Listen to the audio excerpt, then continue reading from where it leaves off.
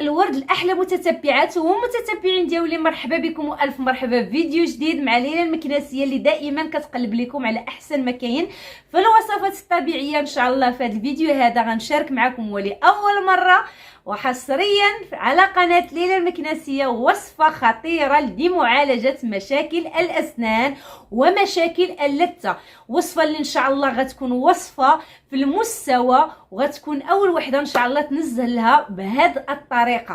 ان شاء الله غادي تولي عندكم ابتسامه زوينه، غادي تنساو ليا مشاكل اللثه. الناس اللي عندهم مشكل ديال اصفرار الاسنان والكالكير غتنساوه من بعد هذه الوصفه. الناس اللي عندهم مشكل ديال الرائحه الكريهه وما تيقدروش يضحكوا حدا الناس بحيث عندهم ديما الريحه خايبه في فمهم، واخا تيحكوا بجميع انواع ديال الدونتيفريستات ديما الريحه في فمهم، غتنساو لي كذلك هذا من هذه الوصفه هذه. الناس اللي عندهم الميكروبات في اللثه ديالتهم، تقيحات، سيلان دم، كذلك غتنساوهم من بعد هذا الفيديو هذا. ما عليكم الا تحلوا ليا وديناتكم وتكملوا ليا الفيديو من الاول ديالو حتى الاخر، لحقاش ان شاء الله غتستافدي. وما تنسينيش بلايك، ما غتخسري والو الا درتي لي لايك، وخلي لي كومونتير وجزاك الله خيرا.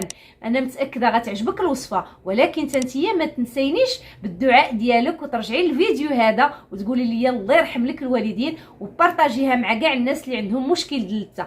باش ما نطولش عليكم الغزالات ديالي والمتتبعين ديالي كذلك الرجال، يلا معنا نكتشفوا العناصر القيمه ديالتها شحال كثيره ان شاء الله، وغتعرفوا طريقه التحضير كذلك في هذا الفيديو هذا. بقاو معايا حتى لاخر الفيديو. فعلى بركه الله غندوزو نهضروا على المكونات اللي غنحتاجو في هذه الوصفه ديالنا، الوصفه الفعاله، الوصفه اللي غادي تقضي لك على جميع مشاكل الاسنان من الاستعمال الاول. غادي تلقاي الفرق وغترجعي ليا وغادي تقولي لي الله يرحم لك الوالدين على هذه الوصفه اللي عطيتينا. اول مكون واللي هو ضروري في هذه الوصفه البنات هو الشب اليماني. كاين بزاف الانواع ديال الشب، فغتاخذوا ليا هذا الشب اليماني اللي داير بحال شكل الوردي، يعني غادي للغوز بارد. هذا هو الشب اليماني الدوريجي اللي كيصلح الاسنان. فهذا الشب اليماني البنات كيحتوي على بزاف ديال المركبات الكيماويه، من بينها الكبريت، البوتاسيوم، الالومنيوم، صالح لجميع مشاكل اللثه. فهو مبيض خطير للاسنان، تيعقم لنا جروح الاسنان. يعني ملي كتحيدوا الضرسه فديروا لي هذا، غادي يجمع لكم اللحم في بلاصه، كيخف لينا من انتفاخ ديال اللثه. يعني عنده عده استعمالات، ومن بين هذه الاستعمالات المهمه هي الاسنان. فهو تيحمي لنا الاسنان من انتفاخ اللثه، كينقي لنا الاسنان ديالنا من التلوثات البكتيريا، كيحارب لنا الالتهابات ديال اللثه ديالنا، وكيمنع لنا سيلان الدم اللثه ديالتنا. كذلك عندنا عرق السوس البنات، هو هذا العويدات ديال عرق السوس، راكم تاخذوا ليا 2 دراهم ولا 5 دراهم، راه خير الله فيها. فعرق السوس كذلك البنات صالح للاسنان، فهو كذلك مبيض وكيحارب لنا البكتيريا وكيمنع لنا التسوس ديال الاسنان. كذلك عندنا هنايا القرنفل اولا عود النوار اولا المسمار، كل دوله وباش كتسميه. فهو هذا عود النوار اولا القرنفل اولا المسمار، فهو صالح حتى هو كذلك للاسنان. فهو كيحيد لنا الريحه ديال الفم، كذلك تيجمع لنا اللحم ديال السنينات، كيساعد لنا في تبييض الاسنان، وكذلك تيمنع لنا التهابات ديال اللثه. كذلك عندنا المكون الرباني، مكون سحري، وهو اوراق الزيتون. هاد الاوراق الزيتون يا البنات لو كنت تعرفوا الفوائد ديالها راكم ما تبقاو ما تخطاوهاش من الديور ديالكم. فوائد ديالها كثيره وعديده في مجال التجميل. من بين هاد الفوائد البنات هي الاسنان، فهي كتحمي لنا الاسنان ديالنا، كتمنع لنا كذلك سيلان الدم اللثه، كتحارب لنا الالتهابات ديال اللثه، كتبري لنا الجروح ديال الاسنان، كتعطينا تبييض خطير هاد اوراق الزيتون. كذلك عندنا اخر مكون واخر مكون عندنا قشور رمان. قشور رمان البنات اللي مهم ومفيد للجسم، عنده عده استعمالات. كذلك قشور رمان اللي ممكن تلقاوهم عند العطار كذلك، فانا هاد قشور رمان كنت مخبعاهم في الوقيته د الرمان. فكذلك قشور رمان حتى هما عنده استعمال خطير للاسنان، فهو كذلك تيحارب لنا سيلان الدم للتا، وتيساعد لنا على الجميع ديال اللحم ديالنا ديال السنان، اللحم اللي تيكون مرخوف وتيجعل ان اللثه ديالتنا تسيل بالدم. فباش تعرفوا الاسباب ديال ان اللثه ديالتكم تتسيل بالدم، فحاولوا تبعدوا على الحاجه اللي كتكون سخونه بزاف. فالحاجه اللي كتكون سخونه هي اللي كترخف لينا لحم السنان ديالنا وتتوسع اللحمه على السنه، وبالتالي فوقاش ما دوزنا لابروس ديال السنان ديالنا كيبدا يسيل لنا الدم. داكشي علاش حاولوا ما تبقاوش تاخذوا ليا الحاجه تكون سخونه بزاف.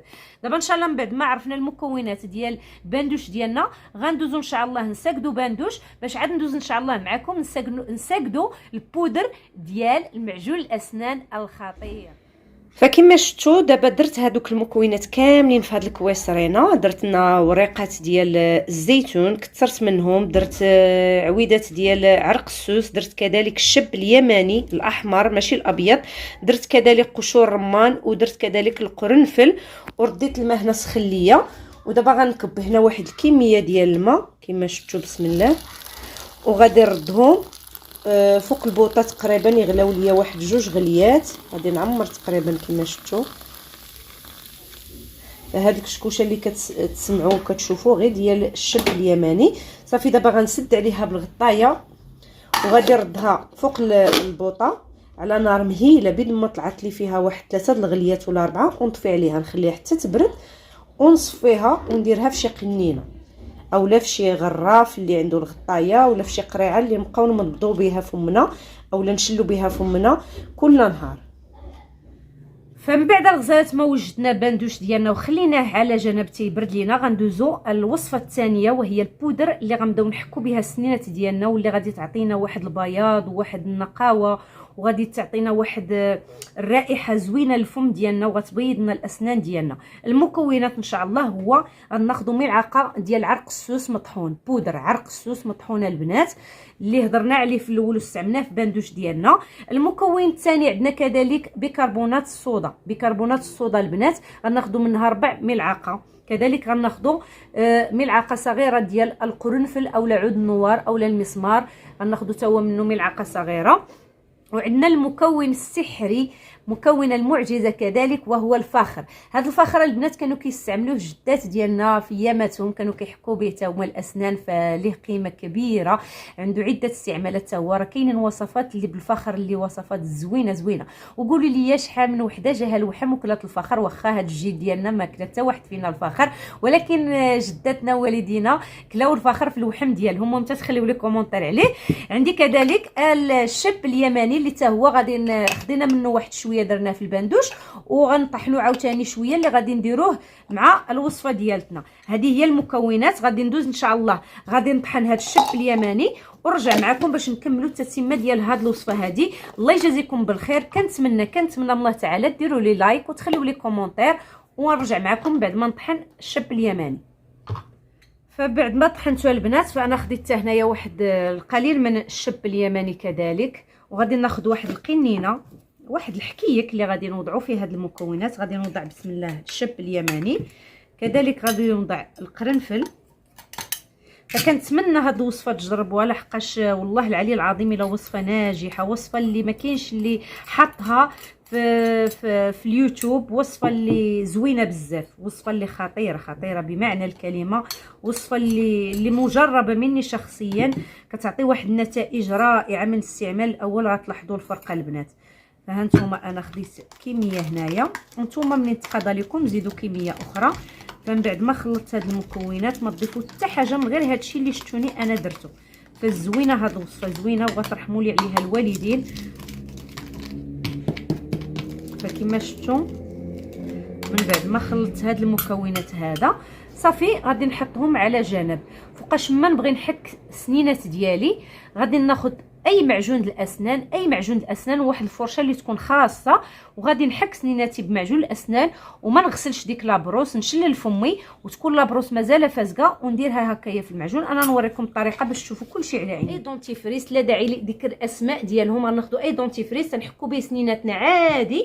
من بعد ما نحكوا سنيناتنا غنغسلوا الشيته، يعني ما غنغسلوهاش يعني حتى يتحيد منها، غنشلوها وغادي نديرو هكايا، ندوزو هكايا على البودر ديالنا باش تشد لنا بحال هكايا، يعمر لينا بهذا، وغنحكوا الاسنان ديالنا. فهاد الطريقه هذه داومي عليها وان شاء الله غترحمي لي الوالدين. ما تنسينيش اختي الكريمه باللايك وبالتعاليق ديالك من بعد ما غادي تعجبك هاد الوصفه. وكذلك باندوش، والله العلي العظيم راه غادي نحلف على شي حاجه اللي انا مجرباها الا كيجمع اللحم، لحقاش انا شخصيا عندي مشكل ديال اللثه، عندي مشكل ديال اللثه انها كتسيل لي بالدم. ولو كندير اي دوتيفريس كما بغى يكون وخديت بندوشات باغلى ثمن، ولكن والله العلي العظيم الا هاد بندوش اللي شاركت معكم الا من احسن البندوشات، احسن من هادوك اللي كتشريهم بثمن غالي.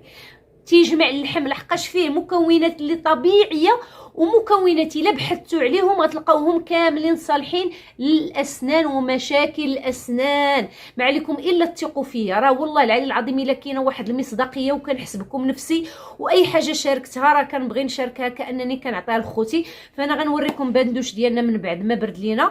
انا درتو غير في قرعه عاديه، نتوما عندكم دوك القراعي ديال البندوش، انا كانوا عندي وحيدتهم ودرتو غير في قرعه عاديه. كل ليله ملي تبغي تنعسي منضي ليا به فمك مزيان، راه واخا تسرطيه ما عنده حتى شي مشكل وما عنده حتى شي ضرر، ولكن حاولي تمضمضي ليا فمك به مزيان مزيان مزيان مزيان مزيان مزيان. ما حد كي كتمضمضي ليا فمك يا اختي الكريمه غتحسي باللحم ديال الفم ديالك كيتجمع، واحد الريحه واحد النكهه في فمك اللي قرب حداك ما غيشم غير الريحه ديال القرنفل، وما غيشم فيك الريحه ديال عرق السوس، واحد الريحه طيبه طيبه طيبه جدا كتبقى يوم كامل في الفم ديالك. غادي نمشي نجيب البندوش ونرجع معكم. فهذا هو بندوش ديالنا البنات، راه مازال دافي، شوفوا اللون ديالو كيفاش كيرجع. فراه طلقوا لينا كاع دوك المواد اللي زدنا عليه، فراه غيولي المعتمد عندك.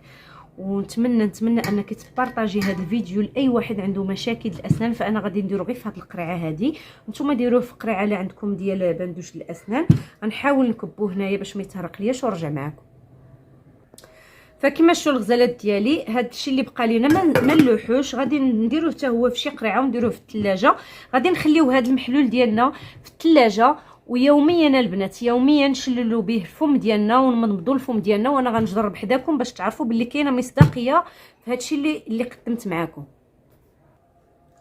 فها نتوما على بركه الله، بسم الله.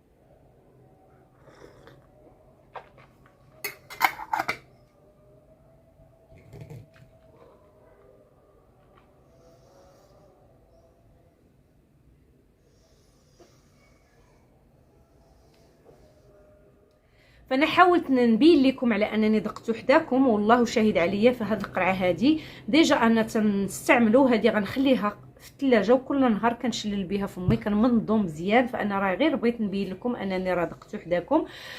بصراحه عرفتوا غتحسوا باللحم ديال الفم ديالكم تجمع. راه غتجربوه وانا متاكده غينال الاعجاب ديالكم، لحقاش يستحق التجربه. ما فيه حتى شي حاجه اللي غضر لينا الاسنان ديالنا، بالعكس غادي تعالج لينا مشاكل اللثه بصفه نهائيه وما غتوليوش تستغناو عليه. فغتحسوا باللحم ديالكم تجمع عليكم واللثه ديالكم تتبرى لكم نهار على نهار، وواحد النكهه وواحد النسمه غتولي عندكم في الفم ما كاينش اللي ما غاديش تقربي حدا وغيشم فيك غير الريحه الزوينه.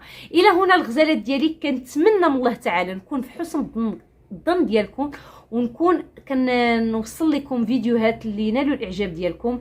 ما تنساونيش كما انا كنعطيكم من المجهودات ديالي، حتى نتوما عطيوني لايك باش دائما الفيديوهات ديالي يوصلوا لكاع الناس. وما تنساونيش بكومونتير وتبارطاجيو هذه الوصفه مع الناس اللي عندهم مشاكل اللثه.